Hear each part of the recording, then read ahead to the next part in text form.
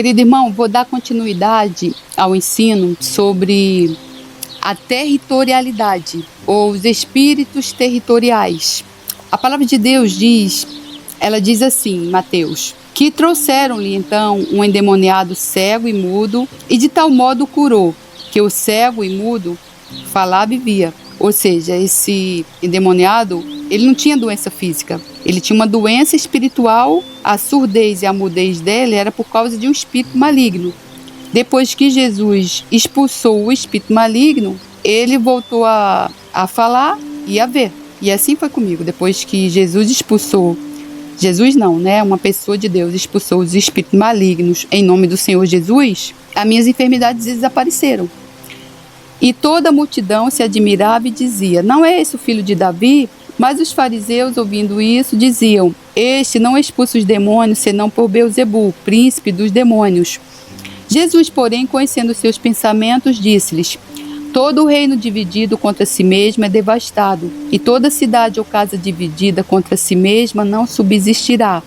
E se Satanás expulsa Satanás, está dividido contra si mesmo. Como subsistirá, pois, o seu reino? E se eu expulso os demônios por Beelzebu, por quem os expulsam então os vossos filhos? Portanto, eles mesmos serão os vossos juízes. Mas se eu expulso os demônios pelo Espírito de Deus, é, conseguintemente, chegado a vós o reino de Deus. Ou como pode alguém entrar em casa do homem valente e furtar os seus bens, se primeiro não manietar, algumas versões diz amarrar o valente saqueando, então a sua casa. Mateus 12, 22 a 29. Veja bem o que o próprio Jesus disse aqui, quando os fariseus blasfemaram que ele estava, vamos dizer assim, expulsando os demônios através do maioral Beelzebu, que é os príncipes dos demônios.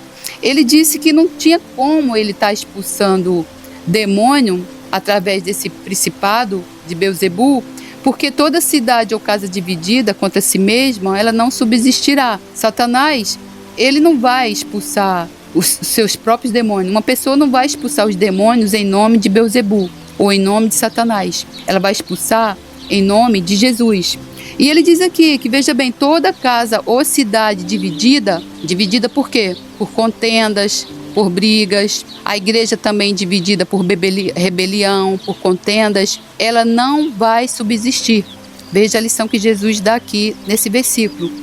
E ela diz o quê? Ele diz que o homem valente, quando ele vai adentrar uma casa, alguém entrar em casa do homem valente e furtar os seus bens, se primeiro não manietar ou amarrar o valente. Ele está dizendo o quê? Que a igreja ou um crente ungido, debaixo de uma autoridade, né, uma vida de santidade, porque você não pode se meter com demônio se você não tiver uma vida de santidade, não tiver rabo preso com Satanás. Você, antes de expulsar aquele demônio ali, você pode amarrar o valente.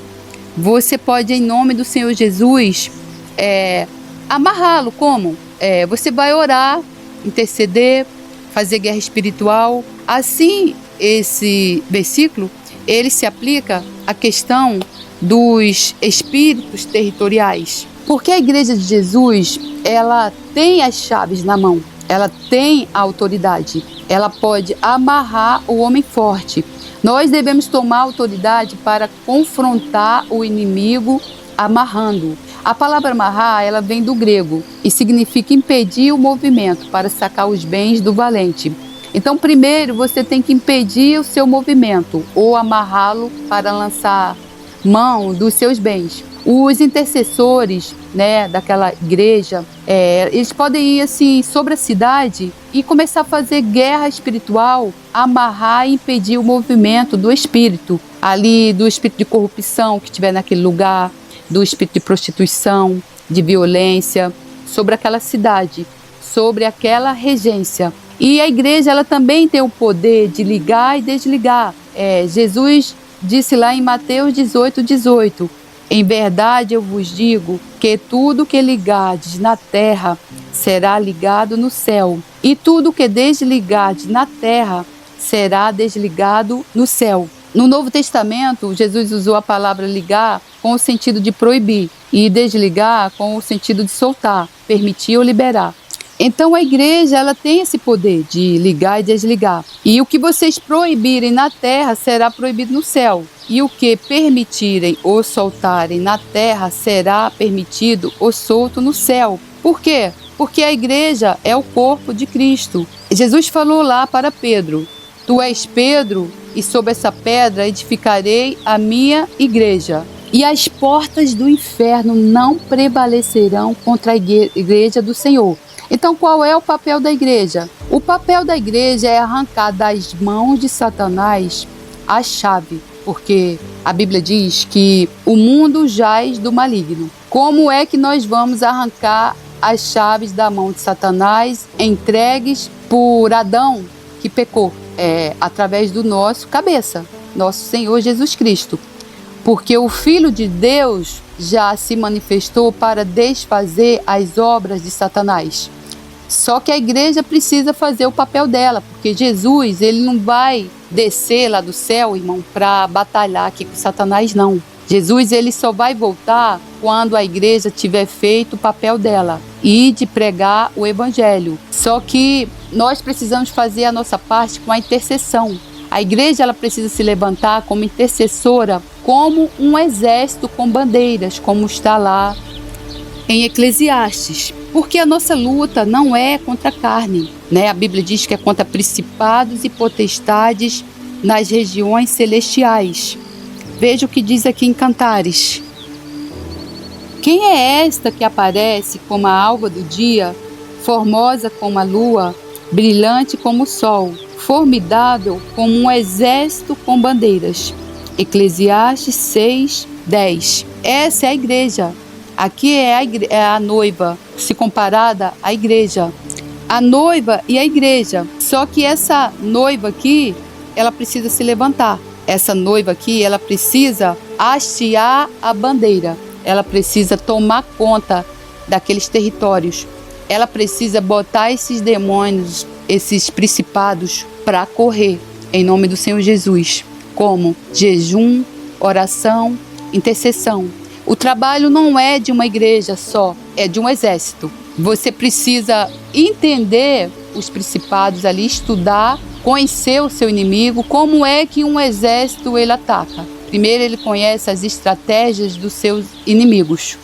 Ele vai ali naquela cidade, você vai verificar o modus operandi das pessoas, como elas agem, os pecados que se repetem. Você vai ver ali quem são os padroeiros. A regência geralmente está com esses padroeiros, esses santos, que não são santos, são demônios.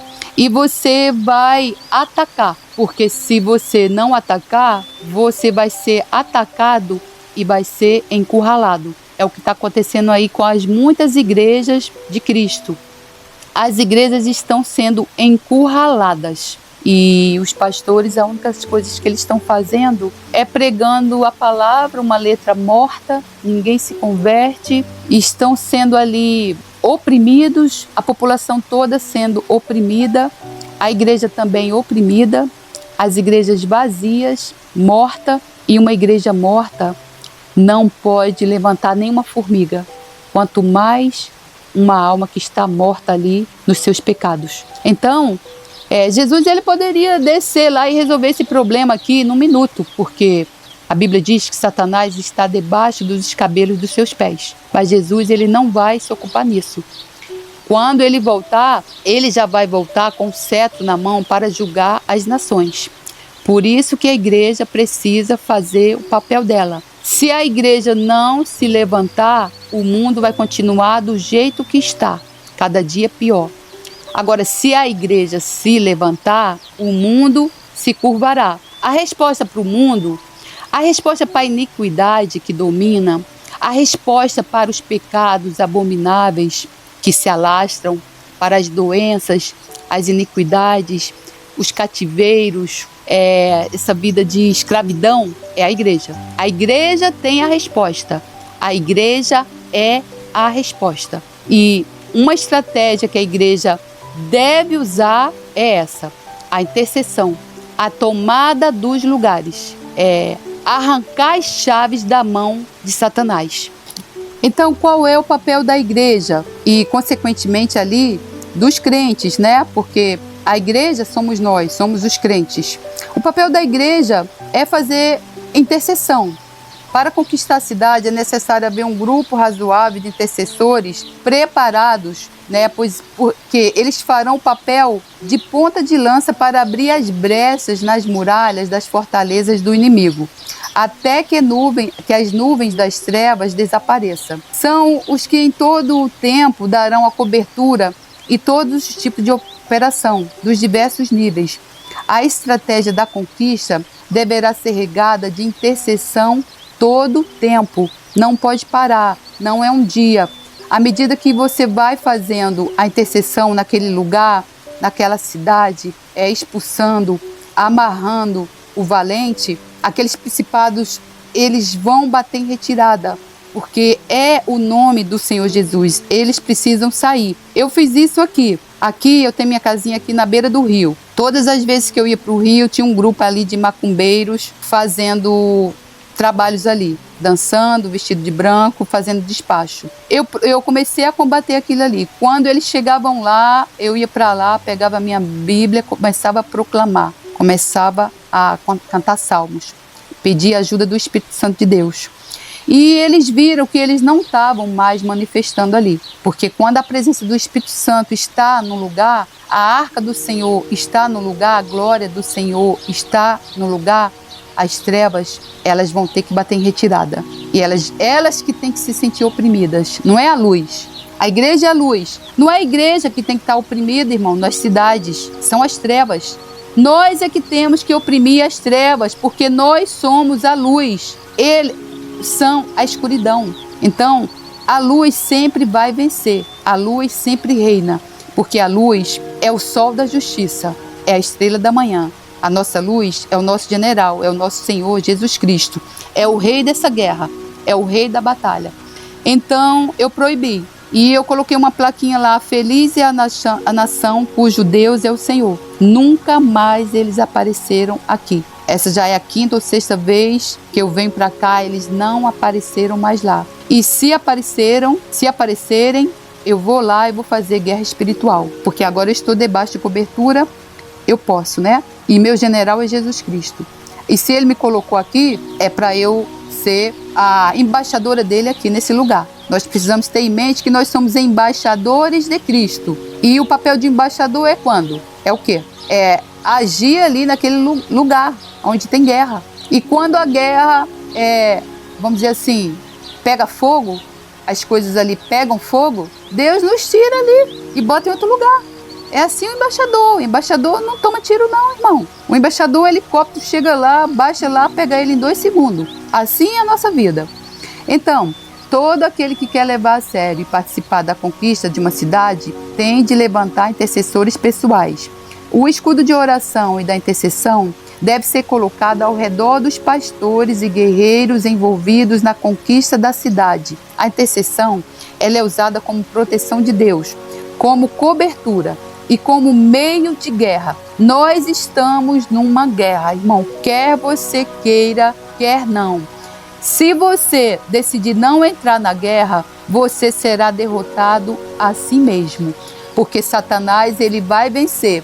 Ele vai acabar com a tua vida, acabar com a tua família, com a vida dos teus filhos, porque ele veio para matar, roubar e destruir. O papel dele é esse. Ou você, irmão, se levanta como um guerreiro dentro da sua casa, ou você vai ser derrotado.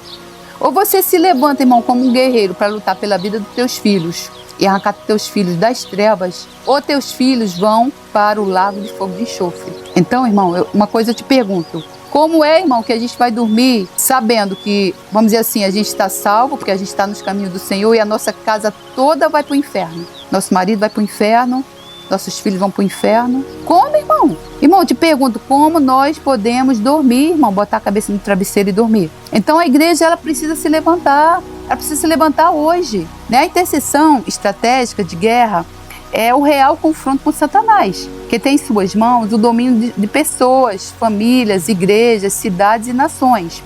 Nós temos a promessa de que as portas do inferno não poderão prevalecer contra a verdadeira igreja de Jesus Cristo.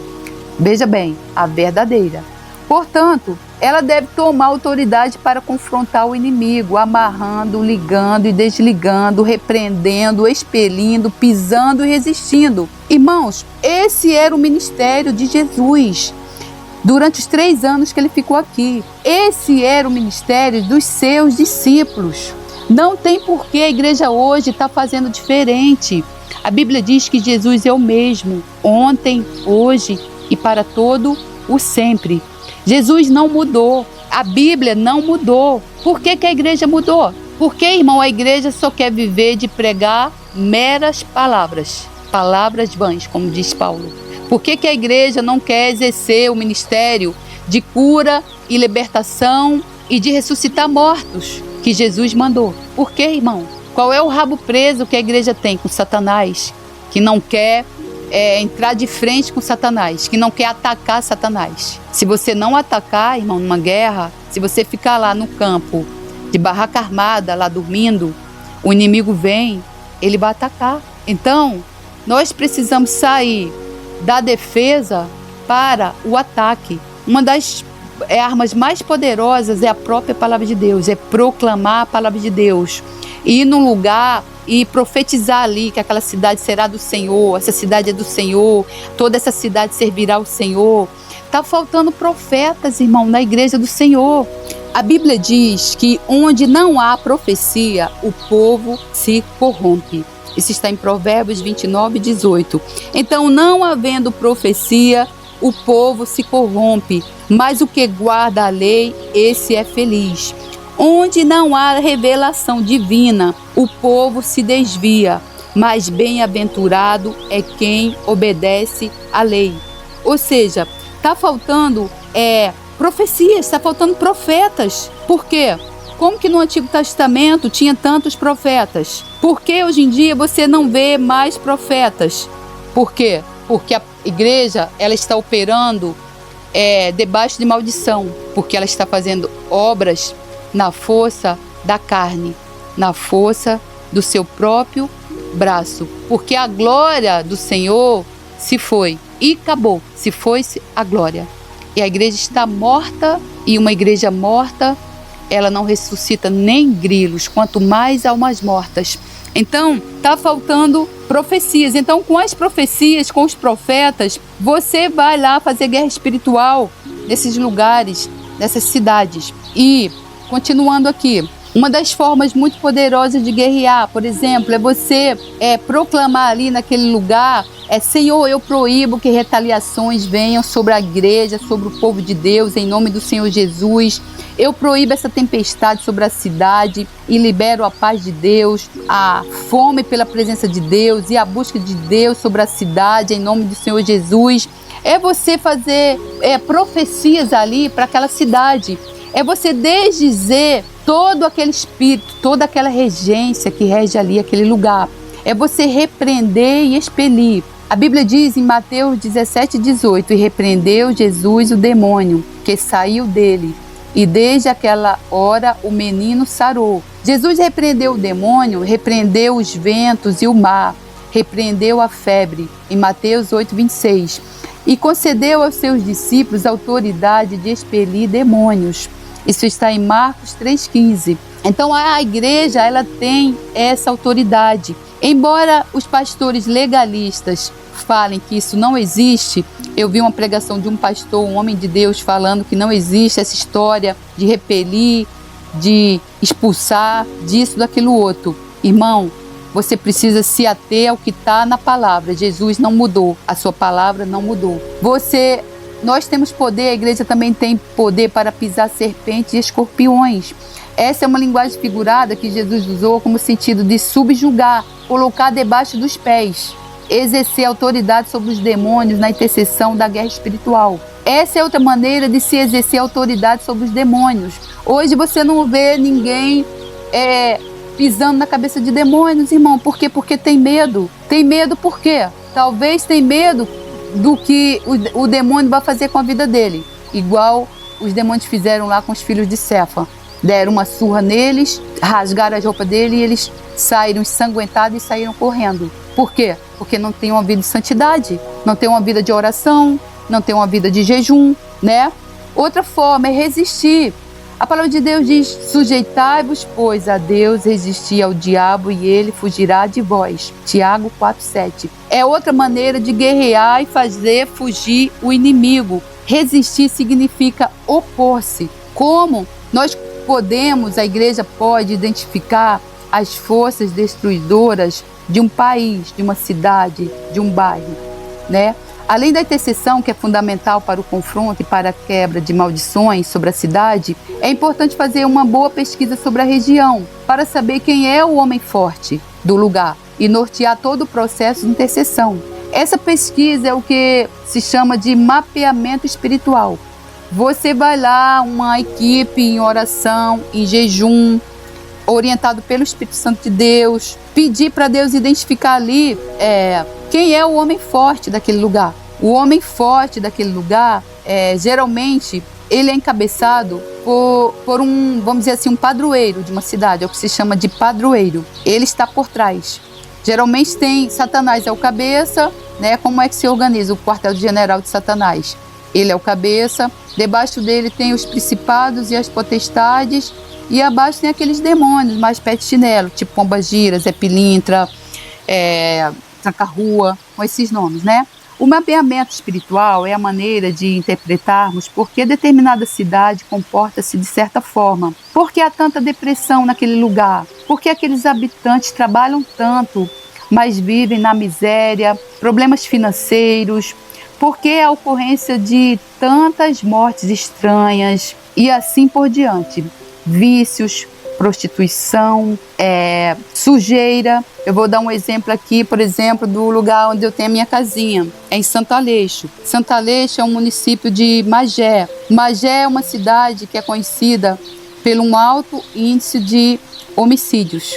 Aqui tem grupos de extermínios, grupos de matadores, ou seja, a regência aqui é de um espírito de morte, né? E diretamente ligado a Satanás. E aqui na cidade, e de Magé até aqui, quando eu cheguei aqui eu me assustei, porque eu sou uma pessoa que eu gosto de limpeza, eu não gosto de sujeira. E aqui, irmão, é tanta sujeira, mas tanta sujeira na rua, de Magé até aqui, é assim. E isso se estende não somente pelas cidades, pelas ruas. A lixeira está ali, mas a pessoa ela joga o lixo no meio da rua. Isso se estende nas casas das pessoas. Irmão, você chega na casa das pessoas aqui, mesmo sendo crentes, você às vezes tem um nojo até de tomar um copo d'água. É aquela sujeira por tudo quanto é lugar, é lixo, as paredes assim estão mofadas, o reboco está caindo, eles não se incomodam. Assim, ao redor da casa tem aquele monte de tralha velha, aquele monte de lixo, irmão, eles não se incomodam. Quando eu comecei a vir para cá, esse terreno meu é um lugar assim, um paraíso. Eu botei o nome Jardim do Éden, fica na frente do rio. O lugar era um lixão, era tudo quanto é tralha de macumbaria, até um sofá velho eu tirei daqui de dentro. Eu tirei carrinhos daquele de mão e mais carrinhos de sujeira, ou seja, eles iam destruir esse lugar. Na beira do rio, eles iam destruir. Esse lugar, se Deus não tivesse me botado aqui, porque eu me perdi nesse lugar, na verdade eu comprei esse lugar 1 ano depois. Eu tenho certeza que Deus me colocou aqui, foi de Deus. Ele teria se transformado num terreiro de macumba, porque já estava vindo ônibus de lugares fora, cheio daquelas pessoas vinham para cá adorar Satanás e botar macumbaria e dançar e raspar a cabeça. E eu me perdi aqui na época da pandemia. 1 ano depois eu comprei esse lugar, nem o dinheiro eu tinha. Eu não sei nem como é que eu comprei esse lugar e consegui pagar, eu peguei um empréstimo. E assim, Deus me colocou aqui como embaixadora. Então eu chego aqui, agora eu tenho a autoridade espiritual do pastor, estou numa igreja. Eu já fazia isso antes, sofri várias reprimendas aqui antes, porque eu não tinha igreja. Eu oro, eu expulso esse espírito maligno aqui. Aqui tem a regência de um santo, que não é santo, que se chama Santo Aleixo. A história de Santo Aleixo, na verdade, ela é contrário à história do filho pródigo. Ele era um filho de um homem português, porque aqui há a história de escravidão, né? Porque os portugueses passaram aqui, toda essa região de Mauá aqui, os portugueses passavam aqui, tinha plantação de café, história de escravidão. Tanto que aqui, a maior parte das pessoas que moram aqui, elas são negras. E então, a história de Santo Aleixo é o contrário da história do filho pródigo. Era um filho de um português, o homem tinha muito dinheiro, o filho saiu e esbanjou o dinheiro. Quando voltou para casa, o pai expulsou de casa e jogou na rua e deserdou ele. Ele caiu na rua, morreu como um faminto e abandonado. E então, quando ele morreu, as pessoas começaram... Isso é uma história lá de Portugal. Começaram a dizer que ali naquele lugar que ele morreu tinha vários milagres. E então colocaram o nome desse lugar, eu não sei quem colocou, né? Na verdade eu vou estudar mais a história. Eu sei que isso é origem de Portugal. Portugal é um povo que idolatra muito. E então colocou o nome do lugar de Santo Aleixo. A regência aqui desse lugar eu já sei que é desse santo que não é santo, chamado Santo Aleixo, porque a capela principal da cidade tem esse nome, é o padroeiro da cidade. Então aqui tem uma pobreza, uma miséria que se você abrir qualquer tipo de negócio aqui, o negócio fale, o negócio acaba do dia para a noite, nada prospera. Aqui tem o espírito da cachaça, é o Zé Pilintra. Você vê as mulheres aí já velhas, já perto de morrerem, com o dedinho levantado assim, final de semana, com os copos de cerveja. Você vê aqui o espírito de briga. As mulheres aqui são brabas, ou seja, o espírito de pombagira. Você vai numa festa, um dia eu fui numa festa aqui quando eu estava no mundo, quando você vê assim a garrafa, copa assim voando por cima da sua cabeça, você pensa que é homem que está brigando? Não, são mulheres. E a outro espírito aqui de vício, aqui não há droga, porque se alguém aqui aparecer vendendo droga, essa pessoa é morta por causa desse grupo de extermínio. Mas aqui é o vício da cachaça. O vício da cachaça que dificilmente numa casa você não vê quase toda a família na cachaça. E então as igrejas aqui elas são mortas. A igreja que eu frequentava aqui era a Assembleia de Deus. O homem realmente era um homem de Deus, a mulher de Deus. Uma vez eu passei lá chorando muito, com muita dor no meu coração. Entrei naquela igreja, o Espírito Santo tocou aquele homem, ele mandou a mulher dele vir me abraçar. A mulher me abraçou e começou a apertar meu coração. Eu nunca tinha ganhado um abraço daquele jeito, eu nunca esqueci daquele abraço. E ela falava assim, essa dor que você está sentindo no seu coração vai passar, vai passar, vai passar. Olha, quando a mulher acabou de me abraçar, a dor desapareceu. Ou seja, o Espírito Santo de Deus mostrou para ele que eu entrei ali naquela igreja com uma dor no coração. E eu estava me sentindo sozinha. Foi logo assim quando eu me converti. Esse pastor não está mais lá, teve uma confusão lá, o pastor já saiu. A igreja é vazia, vazia, vazia, morta, morta. Ou seja, aí acabou, a glória se foi. Ali certamente rege essa regência do lugar, está oprimindo as igrejas. Aqui tem outras igrejas, mas todas fechadas, você não vê a igreja aberta. As que tem só abre no domingo, com meia dúzia de gatos pingados. Ou seja, cadê os intercessores? Cadê os guerreiros do Senhor? Cadê a noiva do Senhor vestida de bandeira? Cadê? Cadê a noiva do Senhor para atacar? Então, aqui nesse lugar, se os pastores se levantarem e atacarem, essa regência ela vai ter que bater em retirada, irmão. Não tem como. Porque as portas do inferno elas não prevalecerão contra a igreja do Senhor. Veja bem, Jesus precisa que nós façamos esse trabalho. É esse trabalho que Ele quer que a sua igreja faça. É esse trabalho que Ele nos manda fazer. É o mesmo trabalho que Ele fazia. É o mesmo trabalho que os discípulos faziam. Então, é esse trabalho que a igreja de Jesus é convidada a fazer. É mandada a fazer. Convidada não. Convidada você vai se você quiser. Agora, mandada é mandada, irmão. É mandada, irmão. Jesus não te botou aqui, não botou a gente aqui para comer, beber e depois morrer, não, irmão. Para ir lá para o banco da igreja receber o sermão lá do pastor, voltar para casa e tomar o vinho e aproveitar a vida e ir para a piscina. Não, irmão. Jesus, Deus não ia se ocupar nisso, irmão. E criar um espírito, botar aqui nesse mundo e a gente só comer, beber e partir. Não, a gente tem uma missão. A missão é essa. A missão é arrancar as chaves da mão do maligno, irmão, porque Jesus já fez. Jesus já destronou Satanás na cruz, irmão. Jesus já destronou os principados na cruz. Nós só precisamos pegar a chave de volta, irmão. É como aquele jogo de esconde-esconde. Quando a gente fica lá assim, né, vencendo as batalhas para procurar achar aquela coisa que está escondida. Na verdade, a gente não está procurando uma coisa que está escondida, porque a gente sabe onde é que está. Está nas mãos, nas unhas de Satanás. Essa chave que a gente tem que arrancar da mão deles, irmão. É esse trabalho que a igreja precisa fazer. Então, continuando. Nós devemos prestar atenção e considerar alguns pontos. Analisar a personalidade da cidade, comportamento dos seus habitantes, os modus operandi, aqueles pecados que se repetem.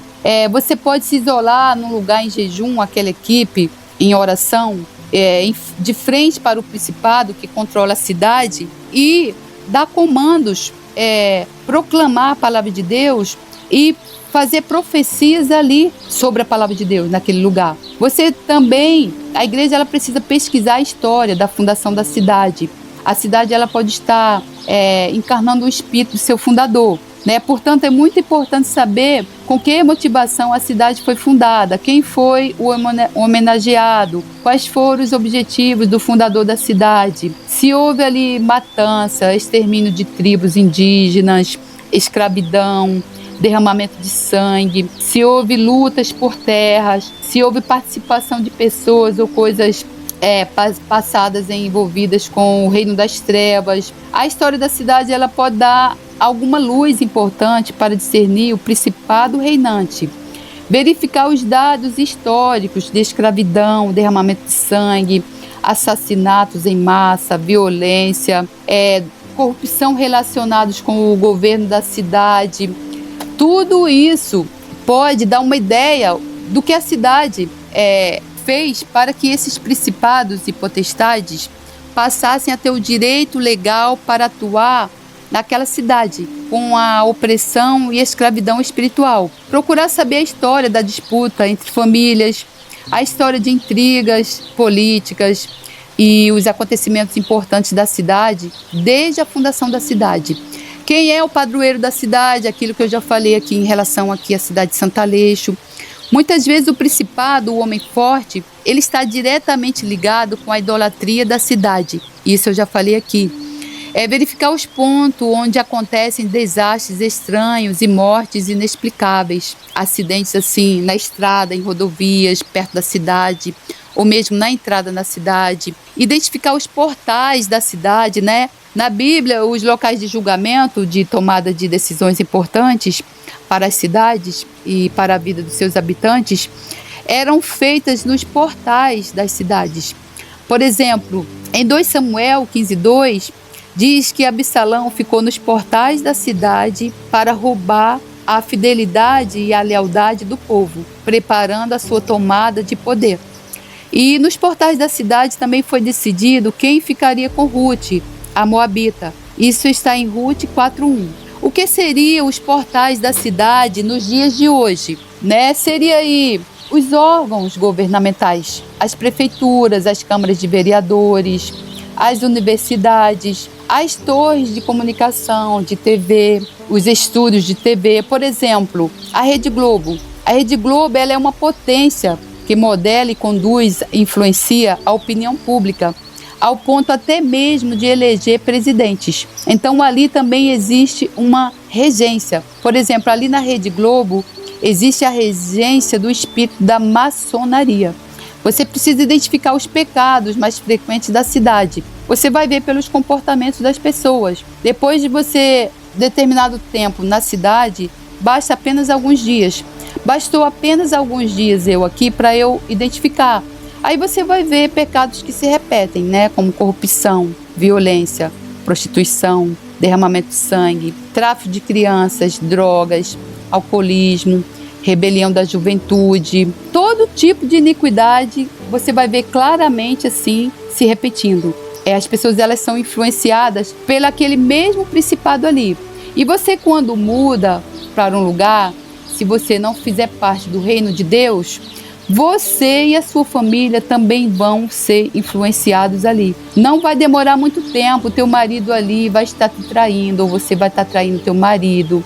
Tua filha vai estar ali no homossexualismo, teu filho no homossexualismo, no alcoolismo. Porque, irmão, você precisa entender que a nossa proteção, ela vem de Deus. Deus, ele não deixa os seus filhos confundidos. A palavra de Deus também diz que os anjos do Senhor acampam ao redor daqueles que o temem. Aonde nós estivermos, os anjos do Senhor, eles fazem uma barreira, porque a gente não vê ao nosso redor. E ali esses demônios, eles não adentram. Agora, irmão, se você, infelizmente, estiver nas mãos do maligno e você der brecha, quando você entrar nesse lugar, nessas cidades dominadas por esses principados, eles vão fazer a festa, irmão, na tua vida. Vão destruir a tua vida, a tua família. E tu vai pensar assim, gente, mas quando eu cheguei aqui, a minha vida começou a mudar. Você já viu que quando você vai no médico, ele faz uma amnese da sua vida? Você está com sintomas e ele pergunta, desde quando isso começou? Tem alguém na sua família que sofre disso? Ele faz várias perguntas. Assim, irmão, é a vida espiritual. Tem uma data determinada que aqueles espíritos ali territoriais passaram a reger a tua vida e começaram a fazer da tua vida um inferno.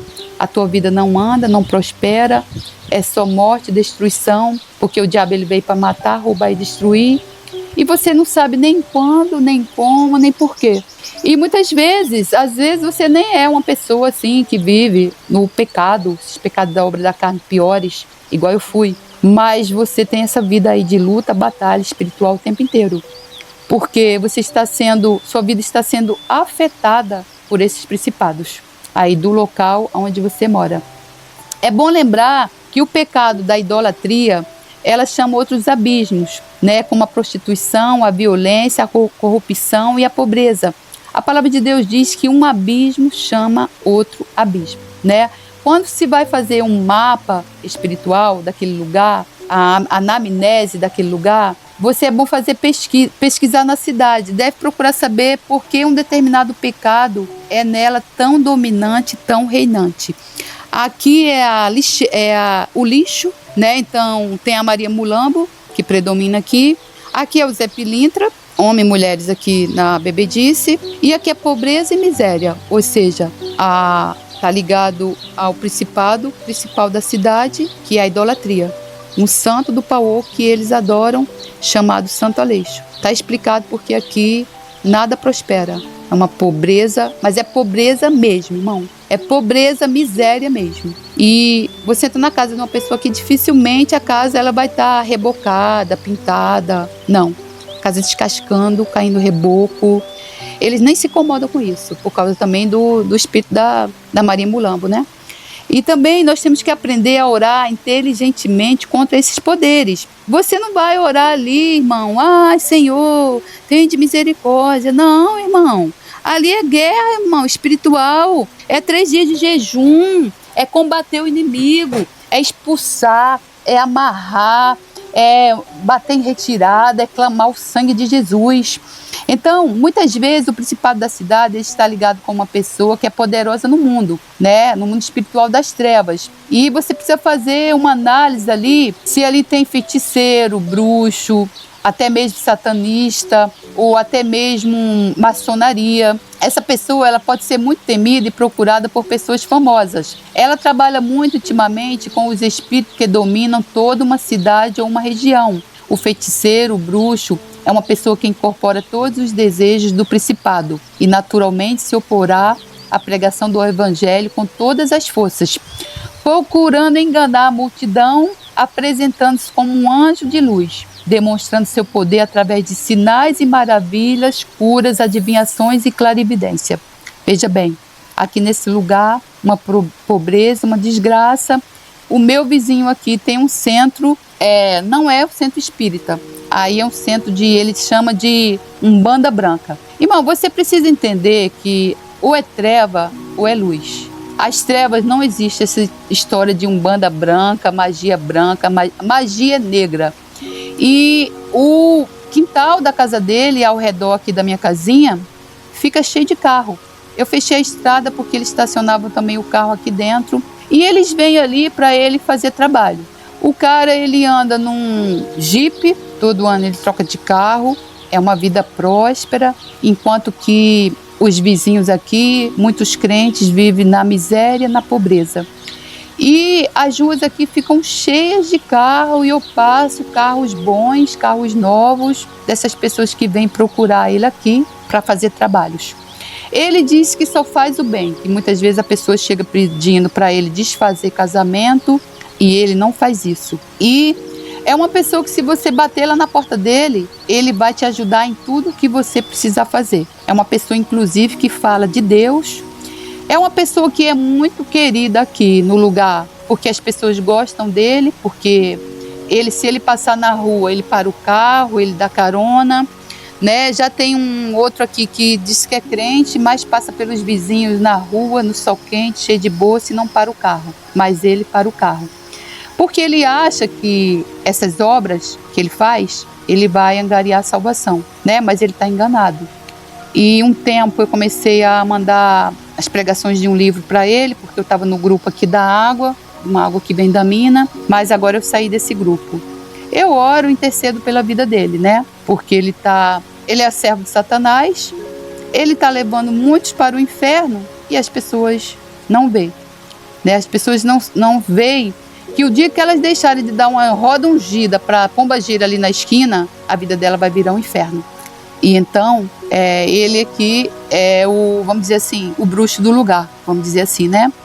E aí, quais são as condições para destronar as forças malignas, né? A palavra de Deus diz assim: santifica-os na tua verdade, a tua palavra é a verdade. Assim como tu me enviaste ao mundo, também eu os enviei ao mundo, e por eles me santifico a mim mesmo, para que também eles sejam santificados na verdade. João 17, 18 a 19. Veja, irmão, a importância de nós lermos a palavra, termos amor à palavra e temor, irmão, temor à palavra de Deus. Por isso, irmão, se nós lermos a palavra e guardarmos ela no nosso coração, nós não seremos confundidos, irmãos. Porque hoje em dia, quando você prega a palavra de Deus e você dá uma interpretação que não é sua, que é da sua mente, da mente espiritual, a palavra de Deus diz que a mente carnal do homem é inimiga de Deus. Você não vai interpretar a palavra através do Espírito Santo de Deus. Você vai interpretar a palavra pela sua mente carnal, inimiga de Deus. Você vai colocar coisas que a palavra de Deus não tem. Você vai dizer coisas que a palavra de Deus não diz.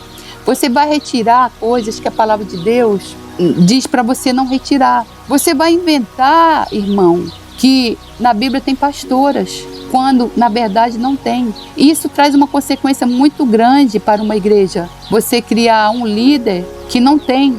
Você vai atrair ali uma regência de Jezabel para aquela igreja. A glória do Senhor, e acabou, se vai. A igreja vira uma igreja morta, sem vida, não ressuscita nenhuma formiga. É assim, irmão. Então, há muita gente tentando destronar as forças desses principados na base do grito. Você vê isso aí no pastorado feminino. Essa pastora mesmo com a qual eu fiz um curso de libertação e cura, ela gritava. Mas ela gritava mais tanto, que ela nem percebia. Porque é isso, irmã, a mulher não tem autoridade espiritual nem dentro da sua própria casa. A autoridade espiritual dentro de casa é do marido, porque o marido é o cabeça do lar. Você vê quando um homem tem autoridade dentro da sua própria casa, ele só precisa olhar para um filho. Ele não precisa nem botar a cara feia, irmão. E o filho obedece. Assim é na igreja, irmão. A gente não pode praticar o pecado de rebelião, porque hoje em dia tem muita gente praticando o pecado de rebelião, porque estão debaixo de autoridades espirituais que não existem na Bíblia. Um pastor, ele é autoridade espiritual na Bíblia. Ele não pode delegar essa autoridade na mão de uma mulher, na mão de uma pastora, seja esposa ou seja o que for. Deus não falou, na ausência do pastor, assume uma pastora. Não.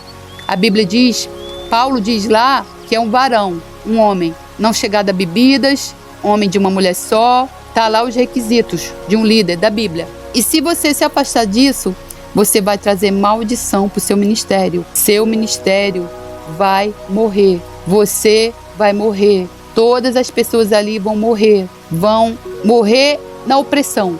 O inimigo ele vai oprimir. Veja bem, continuando.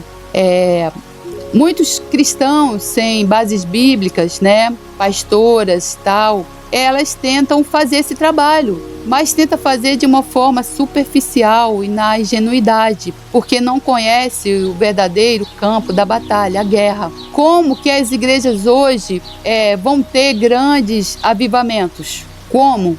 Quando? Quando a igreja fizer esse papel principal de combater esses principados. E para isso é necessário o quê? Unidades dos pastores, arrependimento por identificação de pecados, reconciliação, viver o espírito oposto, pedir perdão a Deus pelos aqueles pecados ali cometidos por antepassados naquela cidade, jejuar, orar, interceder, se humilhar perante Deus, que a sua palavra diz que os humilhados serão exaltados, e fazer o que? Também purificar a terra. A terra ela está contaminada pelo pecado dos homens e consagrada a vários pactos ao inimigo.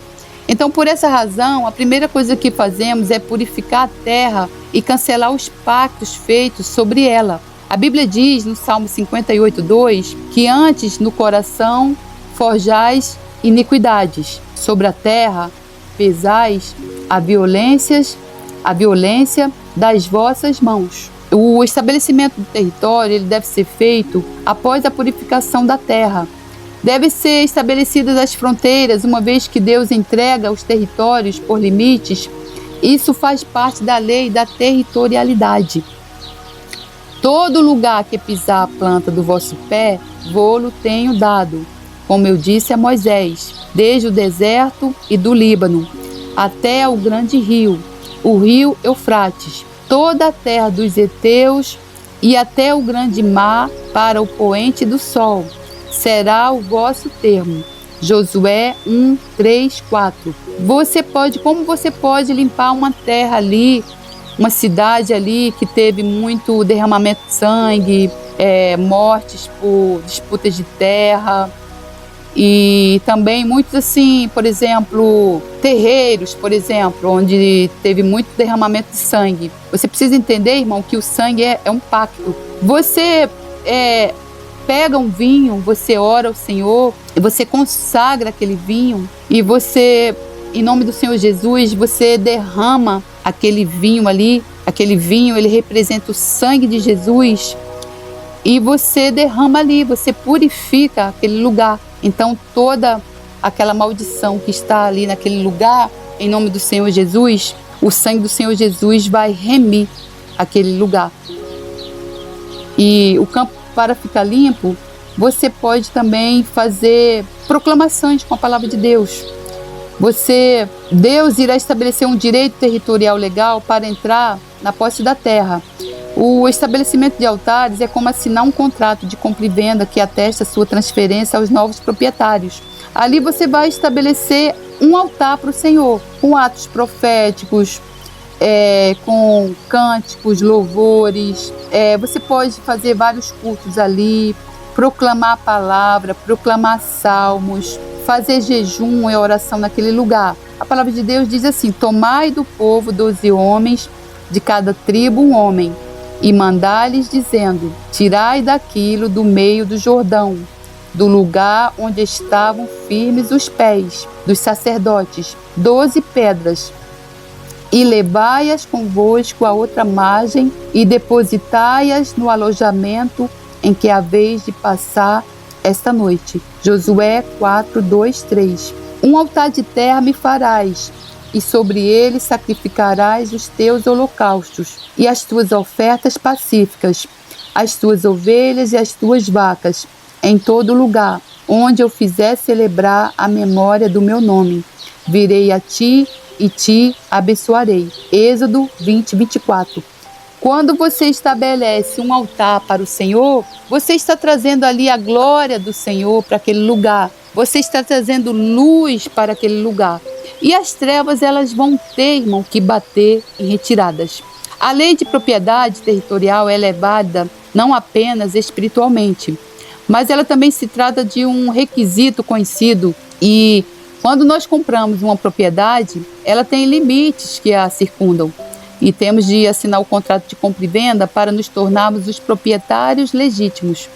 Você precisa se lembrar que o inimigo ele entende muito bem dessas questões regionais e por isso ele edifica altares em todas as culturas e realiza pactos em todos os lugares. Para você ver, aqui na beira desse rio, por que ele adora vir aqui, trazer os servos dele aqui para colocar oferendas aqui e cultuá-lo aqui? Porque o rio, ele é do Senhor. Tudo é feito para o Senhor. Satanás, ele é um imitador de Deus.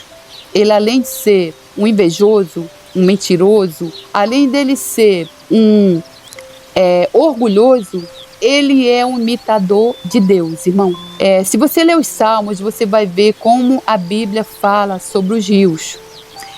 Como Jesus andava nas beiras dos rios, como Paulo ia orar na beira dos rios, como nascem as câmaras de água lá em cima e depois descem nos rios.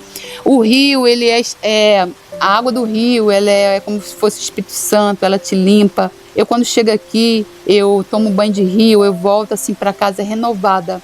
Às vezes eu chego aqui com 2 dias de resfriado, no 3º dia eu já estou curada. Quando eu saio daqui, eu saio curada. Então, o Satanás, ele traz aqui esses principados aqui na beira do rio para colocar aquelas oferendas ali e fazer aqueles pactos ali naquele lugar. Ele está demarcando área. Satanás, irmão, é como um cachorro. Sabe, eu tenho 2 cachorros que aparecem aqui. Uma cachorra para me cuidar, ela não tem vindo. O dono dela está prendendo ela porque ela está no cio. E um outro cachorro. Só que quem fica mais aqui é a cachorrinha, porque ela fica aqui tomando conta de mim. E aparece um outro cachorro aqui, bem maior do que ela. Só que o cachorro não entra na minha área. O cachorro tem medo dela. E ele fica por ali, ele começa a mijar nas áreas, ele começa a levantar as pernas, demarcar lugar, mas ele não entra na minha área. Ele respeita a cachorra. Veja bem como é Satanás. Satanás é igual um cachorro. Satanás é igual um cão. Ele levanta aquelas pernas dele em qualquer lugar para realizar aqueles pactos. Mas o que você faz lá? Você pega um cabo de vassoura e você mete na cabeça dele e o cachorro sai correndo. Eu não faço isso com esse cachorrinho, mas é isso que nós devemos fazer, irmão. Então vamos lá. Alguns atos proféticos que foram realizados por guerreiros espirituais. Estacas ungidas em diversos pontos chaves de uma cidade, como suas portas. Colocar bíblias e altares de 12 pedras. É importante, quando possível, rodear todo o território, ungindo e consagrando ao Senhor, com um vinho consagrado ao Senhor, que representa o sangue do Senhor. Realizar caravanas de oração, adoração e guerra espiritual também é muito eficaz. Realizar cultos naquele local ali, com guerra espiritual. Vamos lá para exemplos bíblicos de guerras estratégicas. Josué rodeando Jericó. Então, vamos para os exemplos bíblicos de uma guerra estratégica. A guerra estratégica é para quê, irmão? Para enfraquecer o inimigo. Para quê? Para que a verdade da palavra de Deus entre ali naquele lugar, na mente, na cabeça das pessoas e faça o trabalho que a palavra de Deus diz, que é para libertar cativos e oprimidos.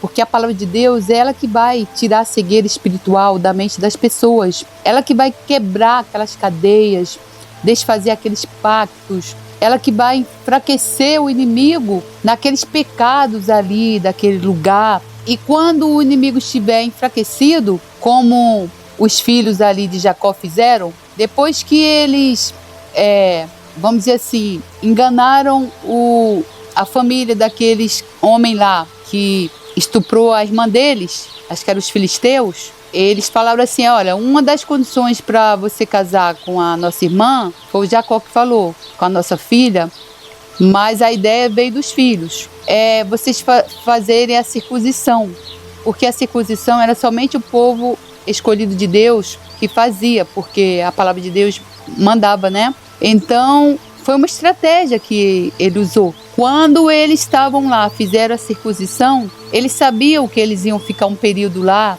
doente e acabado, né, no chão. E então eles entraram na cidade e mataram todos, trouxeram a irmã de volta para casa. Claro que quando eles chegaram lá e falaram para Jacó o que eles tinham feito, o pai não gostou e eles tiveram que sair daquela terra e ir para outra. Mas foi uma estratégia que eles usaram para enfraquecer o inimigo. Assim é a estratégia na guerra espiritual. Essa estratégia de rodear a terra, realizar atos proféticos ali, você está enfraquecendo o inimigo. E para que isso? Para quando a palavra de Deus chegar ali, aquela semente florescer. A terra já vai estar preparada, porque a terra está limpa. Irmão, se você jogar uma semente, eu sei porque aqui eu planto coisas. Se você jogar uma semente, eu plantei milho aqui. E esse lugar aqui, antigamente, ele era um engenho de farinha. Depois ele virou um campo de futebol. Para virar o campo de futebol, eles tiveram que botar muitas pedras, inclusive pedras do rio. Irmão, eu já plantei milho aqui 2 vezes. O milho fica bem pequenininho assim e morre. O milho não germina. Não, o milho germina, mas não floresce, não cresce. Por quê? A terra está contaminada. Quando você vai plantar, irmão, eu já plantei na roça, você precisa lá jogar, a gente jogava bosta de boi, estrumava a terra, fofávamos ela, fazíamos o leirão e plantávamos. Então, quando você está fazendo essa guerra espiritual, combatendo esses principados, você vai estar preparando a terra para a semente, quando entrar, germinar, florescer e dar frutos. É para crescer uma árvore ali que gere bons frutos, né? Veja, vou dar o exemplo aqui do irmão Derek Prince, um homem de Deus, esse com quem eu aprendo muitas coisas. Numa época do ministério da vida dele, ele andava pelo mundo todo, né? Pregando, libertando cativos, curando mortos. Ele ressuscitou 2 pessoas mortas. Ele curou muitas pessoas depois que ele expulsou esses espíritos malignos. E certa vez o Senhor falou para ele que ele precisava orar por um povo. Irmão, ele nem sabia que povo era esse. Era um povo lá na África que falava um dialeto que ele não conhecia. Depois ele foi pesquisar e ele orava, intercedia pela vida daquele povo por muito tempo. Por que isso? Certamente existiam missionários que iam para lá ou estavam lá, que precisavam jogar a semente da palavra de Deus e estavam encontrando resistência ali.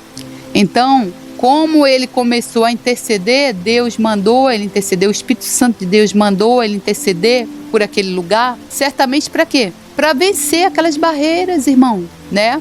Então é isso. Veja aqui uma guerra estratégica que foi feita em Jericó por Josué, quando ele mandou o povo, depois do 7º dia, mandou o povo gritar e o muro da cidade caiu e o povo tomar a cidade.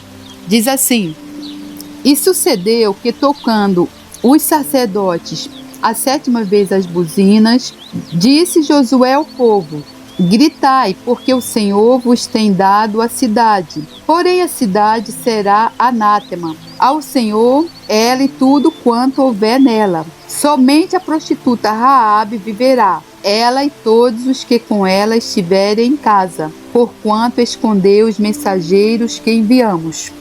Essa foi a prostituta que escondeu os anjos do Senhor na casa dela. E gritou, pois, o povo, tocando os sacerdotes as buzinas, e sucedeu que, ouvindo o povo o sonido da buzina, gritou o povo com grande grita, e o muro caiu abaixo, e o povo subiu à cidade, cada qual em frente de si, e tomaram a cidade.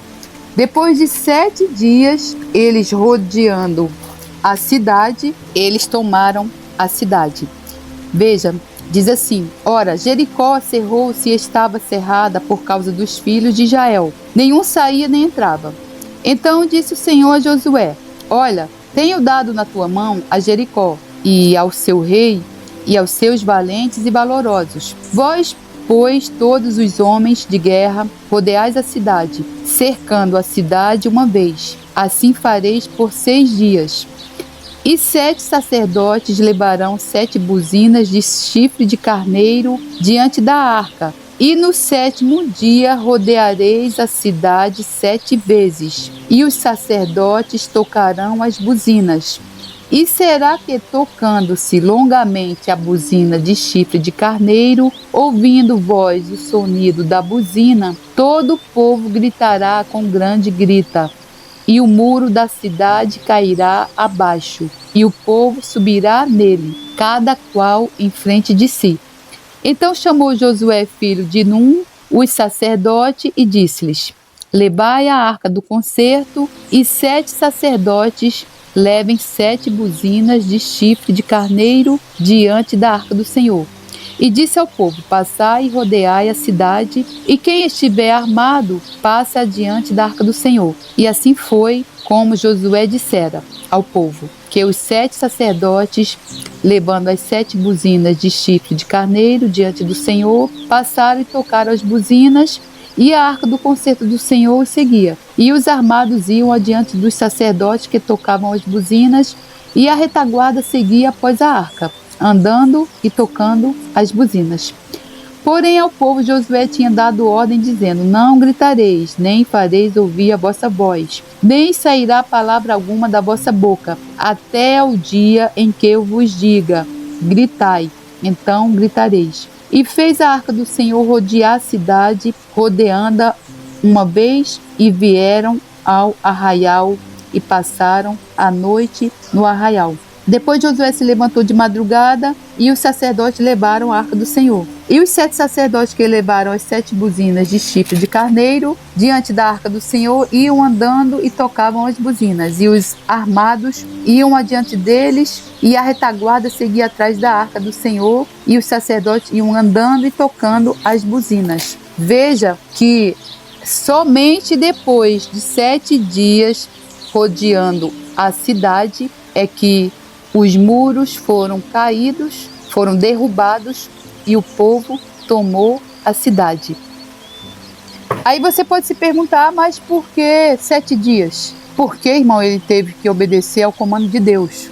Ele só fazia as coisas que ele escutava de Deus. Veja que Jesus, ele só fazia o que escutava, o que o Pai mandava. Os discípulos não faziam nada por conta própria. Assim também é a igreja. A igreja não pode fazer as coisas pela força do próprio braço. Ela vai fazer o que o Espírito Santo de Deus mandar fazer. Por isso que tem que andar debaixo do senhorio do Espírito Santo de Deus. Esse irmão Derek Prince, ele diz que onde não há o senhorio do Espírito Santo, ali não há igreja. Veja bem, a igreja precisa se arrepender das obras da carne, porque é pecado. Ela precisa se arrepender do orgulho, que é o primeiro pecado de Satanás. Então, irmão, uma outra guerra estratégica. Gideon usando tochas e jarro. Está em Juízes 7, 16 a 18. Chegando, pois, Gideão, eis que estava contando um homem ao seu companheiro um sonho, e dizia: eis que um sonho sonhei. Eis que um pão de cevada torrado rodava pelo arraial dos midianitas, e chegava até as tendas, e as feriu e caíram, e as transformou de cima para baixo, e ficaram abatidas. E respondeu seu companheiro e disse: não é isto outra coisa, senão a espada de Gideão, filho de Joás, varão israelita. Deus tem dado na sua mão aos midianitas e a todo este arraial. E sucedeu que, ouvindo Gideão a narração deste sonho e a sua explicação, adorou e tornou ao arraial de Israel e disse: levantai-vos, porque o Senhor tem dado o arraial dos midianitas nas vossas mãos. Então repartiu os 300 homens em 3 esquadrões, e deu-lhes a cada um nas suas mãos buzinas e cântaros vazios, com tochas neles acesas, e disse-lhes: olhai para mim e fazei como eu fizer. E eis que, chegando eu ao extremo do arraial, será que como eu fizer, assim fareis vós. Tocando eu e todos os que comigo estiverem a buzina, então também vós tocareis a buzina ao redor de todo o arraial, e direis: pelo Senhor e Gideão. Chegou, pois, Gideão e os 100 homens que com ele iam ao extremo do arraial, ao princípio da vigília da meia-noite, havendo-se já posto as guardas, e tocaram as buzinas e partiram os cântaros que tinham nas mãos. Assim tocaram os 3 esquadrões as buzinas e partiram os cântaros. E tinham nas suas mãos esquerdas as tochas acesas e nas suas mãos direitas as buzinas que tocavam, e exclamaram: espada do Senhor e de Gideão. E ficou-se cada um no seu lugar ao redor do arraial. Então todo o exército deitou a correr e, gritando, fugiram. E então, irmão, quem é o Gideão? Gideão somos nós, a igreja do Senhor. Quem é o líder que vai encabeçar essa batalha e exclamar: espada do Senhor e de Gideão? É a igreja. Quem é o líder que vai gritar: pelo Senhor e Gideão? É a igreja. Então, está faltando o que na igreja do Senhor? Está faltando Gideões. Precisamos nos levantar como Gideão fez e gritar: espada do Senhor e de Gideão.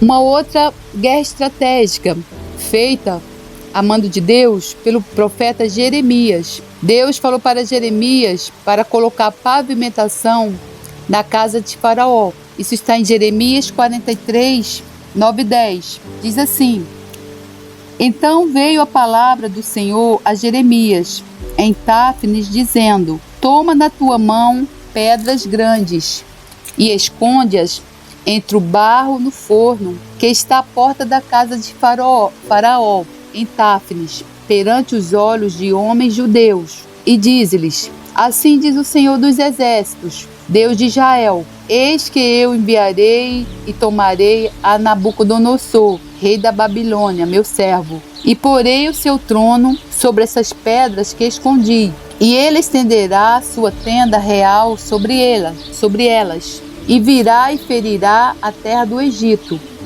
quem para a morte, e quem para o cativeiro, e quem para a espada, e lançarei fogo às casas dos deuses do Egito, e ele queimá-los-á e levá-los-á cativos, e ornar-se-á da terra do Egito, como veste o pastor sua veste, e sairá dali em paz, e quebrará as estátuas de Bet-Semes, que está na terra do Egito, e as casas dos deuses do Egito queimará. Veja bem, aqui Deus chama que Nabucodonosor, que na época era contra o povo de Israel, era inimigo de Deus, que era o rei da Babilônia, de meu servo. Veja como Deus, ele tem o controle de todas as coisas, e até mesmo as piores pessoas do mundo que são ali usadas por Satanás, elas são chamadas servas do Senhor. O próprio Satanás, vamos dizer assim, não é um servo, mas ele está aqui na terra, ele faz parte do propósito de Deus aqui na terra, para todos. Deus, o Satanás, ele só toca na nossa vida se Deus assim permitir. Se nós abrirmos a porta para Satanás, mesmo assim, ele só toca na nossa vida se Deus der a permissão. Então, Deus, ele tem Satanás debaixo dos seus pés, debaixo do estrado dos seus pés. Satanás, ele está pintando e bordando, o mundo jaz do maligno. O mundo está nas mãos de Satanás. Mas Deus tem o controle de tudo. A Bíblia diz que não cai um pardal do céu sem a permissão de Deus. Ele sabe de quantos cabelos tem a nossa cabeça. Então, irmão, você não precisa temer, porque o nosso general é Jesus Cristo. E uma outra forma de guerra estratégica também, que a Bíblia diz: está em Isaías profetizando que se colocasse uma bandeira no topo de uma colina. Está em Isaías 13:2. Foi quando se deu a ruína da Babilônia e o livramento do povo de Israel. Peso da Babilônia que viu Isaías, filho de Amós. Alçai uma bandeira sobre o monte escalvado. Levantai a voz para eles e acenai-lhes com a mão, para que entrem pelas portas dos príncipes. Eu dei ordens aos meus santificados, sim, já chamei os meus valentes para a minha ira, os que exultam com a minha majestade. Já se ouve a gritaria da multidão sobre os montes, semelhante à de um grande povo. A voz do rebuliço de reinos e de nações já congregadas. O Senhor dos Exércitos passa em revista o exército de guerra. Já vem de uma terra de longe, desde a extremidade do céu, o Senhor e os instrumentos da sua indignação para destruir toda aquela terra. Veja que versículo poderoso, irmãos. Irmãos, eu pergunto, cadê os Josués? Cadê os Gideões? Cadê os Jeremias? Cadê os Isaías, irmãos? Quando que nós vamos levantar essa bandeira, irmão? Olha, o Senhor dos Exércitos passa em revista o exército de guerra. O nosso general quem é, irmão? Jesus Cristo. Nós precisamos clamar a Deus para que Ele mande profetas, irmãos. Não existem mais profetas. O que existe hoje aí são as profecias do mal. O que existe aí são o espírito de pintor, de enganação, entregando falsas profecias. Cadê os profetas, irmãos? Vamos orar para Deus mandar profetas. Só que nós também temos que orar para que esses profetas não sejam mortos, né? Pedimos para Deus mandar profetas, mas que não matemos esses profetas, porque sem profecia o povo se corrompe. E onde não há revelação divina, o povo se desvia. Então, irmão, vou terminar com um versículo muito lindo de Eclesiastes, que fala sobre o amor do Senhor pela sua igreja, para que a igreja possa buscar nele a força, né, a fortaleza, porque Deus não nos deu o espírito de medo, mas de fortaleza, amor e moderação. E a palavra de Deus também diz que o meu povo foi destruído por falta de conhecimento. Uma vez que vocês rejeitaram o conhecimento, eu também os rejeito como meus sacerdotes. Uma vez que vocês ignoraram a lei do seu Deus, eu também ignorarei os seus filhos. Oséias 4:6. E conheceis a verdade vos libertará. João 8:32. Isso foi o que Jesus falou na sinagoga. Isso é o que nós, a igreja, precisamos proclamar e falar e fazer. O Espírito do Senhor está sobre mim, pelo que me ungiu para evangelizar os pobres. Enviou-me para proclamar libertação aos cativos e restauração da vista aos cegos, para pôr em liberdade os oprimidos e apregoar o ano aceitável do Senhor. Que Deus possa ter misericórdia da sua igreja, da vida de cada um de nós. Que Deus possa arrancar as escamas dos nossos olhos, destapar os nossos ouvidos. Que Ele possa nos dar a mente de Cristo, os olhos de Cristo, a boca de Cristo, o coração de Cristo, e que nós possamos fazer a sua vontade, somente a sua vontade. Que nós possamos operar debaixo da unção do senhorio do Espírito Santo de Deus. Que nós possamos vencer a nossa carne. Que nós possamos nos humilhar, aprender com Jesus, que era manso e humilde de coração, e pedir perdão a Deus pelos pecados de independência, rebelião contra Deus e as obras mortas que nós fizemos com a força do nosso próprio braço, que não vão gerar frutos. Que nós possamos ser como a Maria, que sentava aos pés de Jesus e aprendia com ele, porque a guerra existe, não há como fugir. Deus não vai descer daqui, Jesus não vai descer enquanto a igreja não fizer o seu papel. E esse é o papel que nós precisamos fazer. A gente vive num mundo de cativos, de cegos, de oprimidos. A gente vive num mundo com uma fome, a fome maior é da palavra de Deus.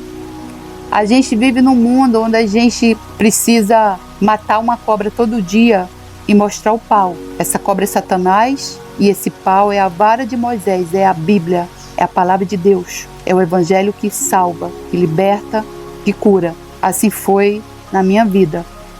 Então, a igreja precisa fazer a parte dela. Porque se a igreja se dobrar, o mundo se curvará. Se a igreja se dobrar, o mundo se curvará. Que esse ensino possa edificar a sua vida, possa abençoar a sua vida e que você possa colocá-lo em prática. Em nome do Senhor Jesus eu oro e agradeço. Amém.